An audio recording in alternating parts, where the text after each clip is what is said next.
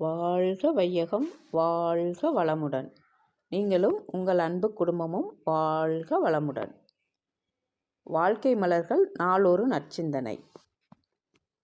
November 28. இன்றைய தலைப்பு மௌனம்.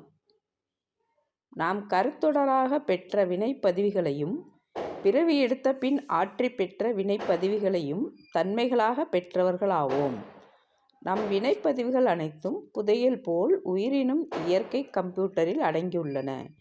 காலத்தால் மலரும் அப்பதிவுகளின் வெளிப்பாடுகளே எண்ணங்கள், செயலார்வம், நோய்கள், இன்ப துன்பங்கள் யாவுமாகும். ஒரு தொழிலதிபர் அல்லது வணிகர் மாதந்தோறும் அல்லது ஆண்டுந்தோறும் இருப்பிலுள்ள பொருட்களை கணக்கெடுப்பது போல எல்லாருக்குமே மாதத்திற்கு ஒரு நாளோ அல்லது ஆண்டுக்கு சில நாட்களோ ஒதுங்கி கொண்டு நம் இருப்பை கணக்கெடுக்க மௌன நோன்பு அவசியம். இந்த கருத்தோடு தவத்தால் அறிவை அமைதிக்கும் கூர்மைக்கும் கொண்டு வந்து அகத்தவத்தால் நமது இருப்புகளை கணக்கெடுத்து புதிய திட்டத்தால் ஆக்க வாழ்வுக்கு வழி செய்து கொள்ள வேண்டும். மௌன நோன்பின் உண்மை நோக்கம் அறிந்து விழிப்புடன் காலத்தை பயன்படுத்தி ஆன்ம தூய்மையையும் வாழ்வின் வளமும் பெறுவோம். தான், குடும்பம், உற்றார், ஊர், உலகம் என்று 5 பிரிவுகளையும் பல தடவை வாழ்த்தி அமைதி காண்போம்.